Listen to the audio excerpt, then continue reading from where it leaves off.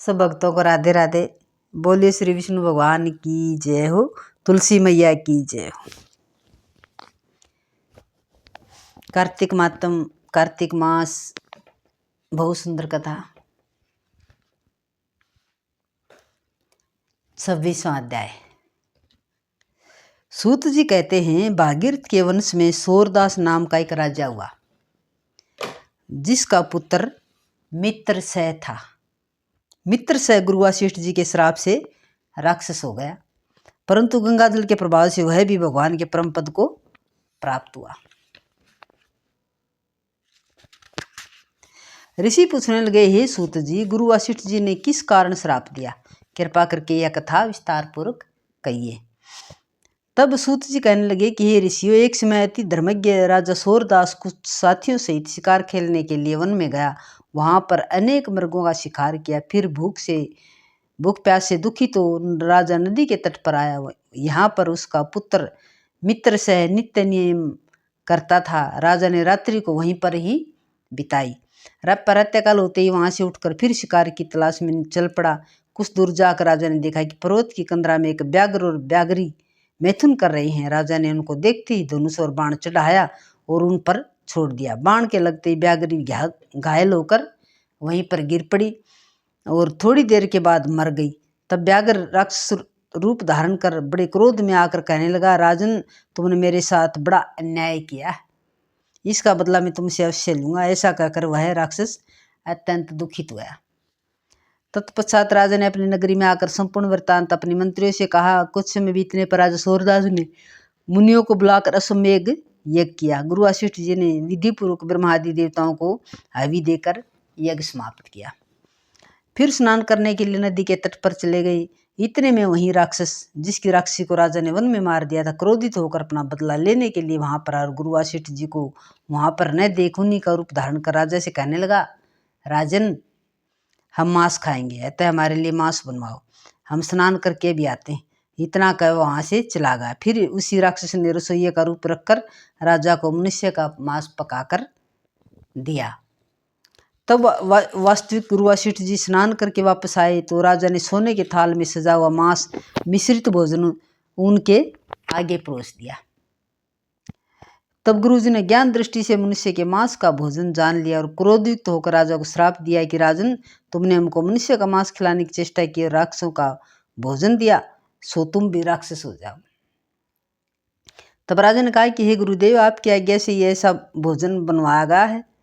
यह सुनकर वशिष्ठ जी ने ज्ञान दृष्टि से राक्षस द्वारा राजा के चले जाने का संपूर्ण वृत्तांत जानकर राजा को बताया। तब राजा ने क्रोधित होकर अंजलि में जल ले लिया और कहा कि आपने अकारण मुझको श्राप दिया है, इस कारण मैं भी आपको यही श्राप देता हूं कि जब राजा श्राप देने के लिए तैयार हुआ तो उसकी रानी दमयंती कहने लगी, आप एक स्त्री के पुत्र क्रोध को त्याग दें, जो भोग आपके भाग्य में लिखा उसको भोगे। जो मनुष्य गुरु से ओंकार तुंकार करता हुआ वन में जाकर ब्रह्म राक्षस होता है। पत्नी के वचनों को सुनकर राजा क्रोध त्याग कर विचारने लगा कि अब क्या करना चाहिए। फिर राजा ने उस जल को ज्यों ही अपने पैरों पर डाला त्यों ही उसके पैर काले पड़ गए। इसी कारण वह राजा कलमासपाद के नाम से विख्यात हुआ। इसी कारण तत्पश्चात राजा गुरु जी के चरणों में गिर पड़ा और क्षमा मांगने लगा। तब वशिष्ठ जी ने कहा कि यह पाप तुमसे अनजाने में हुआ है, अतः इसके श्राप का प्रभाव केवल 12 वर्ष तक रहेगा। इसके बाद तुम अपने असली रूप में आ जाओगे और अनेक वर्ष तक राज्य भोग कर गंगाजल के प्रभाव से ज्ञान प्राप्त करोगे। तब भगवान विष्णु की सेवा करते हुए अंतकाल में परम शांति को प्राप्त हो जाओगे। इतना कहकर गुरु वशिष्ठ जी अपने आश्रम को चले गए और राजा राक्षसी देह को प्राप्त हो गया। वह भूख प्यास से दुखी और निर्जन वन में फिरने लगा। वहां से वह अनेक कष्टों को सहन करता और नर्मदा नदी के तट पर आया और वहां भी वह पशु पक्षी मनुष्य सर्प आदि खाकर विचरने लगा। संयोग वैसे एक दिन नर्मदा नदी के तट पर पत्नी सहित रमण करते हुए एक मुनि को देखा। भूख से पीड़ित होने पर जैसे व्याघ्र मृग को पकड़ लेता, उसी प्रकार उसने मुनि को पकड़ लिया। और उसकी पत्नी ने जब अपने पति को राक्षसों के हाथों में देखा तो वह राक्षस देहधारी राजा के आगे हाथ जोड़कर विनयपूर्वक बोली, आप मेरे पति को मत मारो, आप वास्तव में राक्षस नहीं वर्ण सूर्य कुल में उत्पन्न मित्र से नामक राजा। मेरा पुत्र अभी बालक है, तो मैं बिना पति के इस वन में कैसे निर्वाह करूंगी? अतः तो मेरे पति को प्राण दान दे दो, और प्राण दान के समान अन्य कोई दान नहीं है। उस स्त्री की इस प्रार्थना का राक्षस पर कोई प्रभाव नहीं पड़ा, और जैसे व्याघ्र एक मृग के बच्चे को पकड़कर खा जाता, वैसे उस मुनि को, जो उस समय अपनी पत्नी के साथ मैथुन कर रहा था, पकड़कर खा गया। तब मुनि की पत्नी ने उसे श्राप दिया, मैथुन करते समय तुमने मेरे पति को मारा है, अतः तुम भी अब जब मैथुन करोगे तो मृत्यु को प्राप्त हो जाओगे और पुनः राक्षस देह धारण करोगे। यह दो श्राप सुनकर राक्षस देहधारी राजा भी क्रोध में आकर कहने लगा, ये दुष्टे, तुमने एक अपराध के बदले दो श्राप दिए हैं, अतः तुम भी पिशाचिनी होकर इस वन में फिरती रहोगी। इस कारण वह स्त्री भी पिशाचिनी बन गई और भूख प्यास से दुखित होकर उस वन में फिरने लगी। बोले श्री विष्णु भगवान की जय।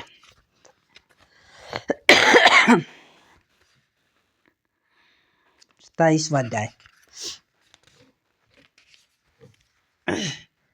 इस प्रकार वह राक्षस और पिशाचिनी दोनों घूमते फिरते नर्मदा नदी के किनारे एक वट वृक्ष के नीचे आकर ठहरे। उस वट वृक्ष पर गुरु का निंदक एक ब्रह्म राक्षस रहता था। उन दोनों को वहां पर आया देखकर वह कहने लगा, अरे तुम कौन हो, किस पाप से इस दिशा को प्राप्त हुए हो? तब राजा ने अपना और पिशाचिनी का सारा वृत्तांत सुनाकर कहा, अब आप अपना वृत्तांत कहिए। क्योंकि हम और आप आपस में आज से मित्र हो गए, इसलिए मित्र से कुछ भी छिपाना नहीं चाहिए। जो मित्र छल कपट करता है वह पाप का भागी होता है, और इसलिए अब आप भी अपना संपूर्ण वृत्तांत हमें सुनाइए।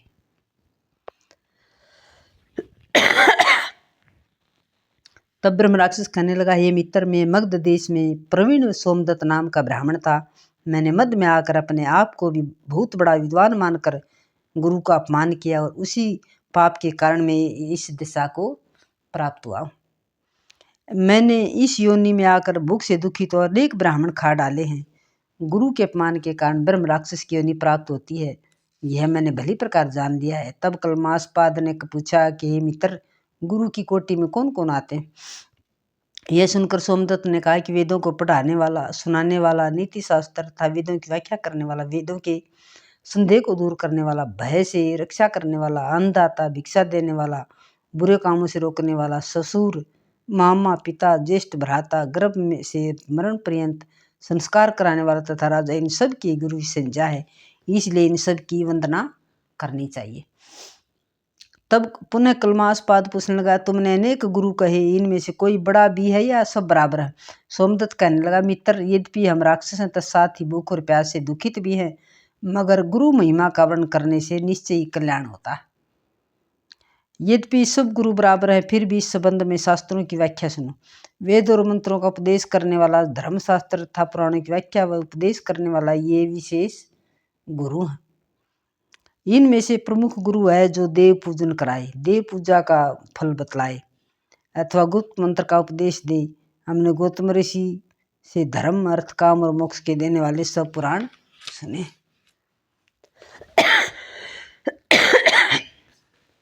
एक समय मैं महादेव जी की पूजा कर रहा था। उसी समय श्री गौतम जी वहां पर आ गए। मैंने खड़े होकर प्रणाम नहीं किया, बल्कि पूजा में ही लगा रहा। तब महादेव जी ने मुझे गुरु का अपमान करने के दोष से ब्रह्म राक्षस बना दिया, और उसी पाप के कारण मेरा अंतःकरण जला जाता है। न जाने इस दुख से कब मुक्ति मिलेगी। सूजी कहते हैं, ऋषि, इस प्रकार गुरु महिमा का वर्णन करने से सब उनके सब पाप नष्ट हो गए। इतने में उन्होंने दूर से आते हुए गर्ग मुनि को देखा, जो दोनों राक्षस तथा पिशाचिनी अपने दोनों हाथ उठाकर उनकी ओर भागे कि हमारा भोजन आ गया। परंतु फिर गर्ग के कई वचनों को याद करके उनके निकट न जाकर दूर से ही पिशाचिनी कहने लगी, महात्मन, आपको नमस्कार है। हमने कितने ही ब्राह्मण खा डाले, परंतु आप महादेव जी के नाम से सुगंधित हैं। तब गर्ग मुनि ने तुलसी दल युक्त गंगाजल से उनका अभिषेक किया, और अभिषेक होते ही वे राक्षस देह से मुक्त होकर देवरूप हो गए। पुत्र युक्त ब्राह्मणी और सोमदत्त विष्णु रूप, शंख चक्र गदा पद पद्मधारी होकर गर्ग जी की स्तुति करते हुए विष्णु लोक को चले गए। कलमासपाद अपने पुत्र को प्राप्त कर सोच में पड़ गया। उन्होंने इस प्रकार सोच में पड़े देखकर गुप्त रूप सरस्वती बोली, हे राजन, तुम सोच में मत पड़ो। राज्य सुख भोगने के बाद अंत में तुम भी विष्णु लोक को प्राप्त हो जाओगे। इन वचनों को सुनकर राजा आनंदित हो गया। तत्पश्चात उसने अपने गुरु का स्मरण किया और उग्र ऋषि को प्रणाम करके श्री गंगा जी की स्तुति की।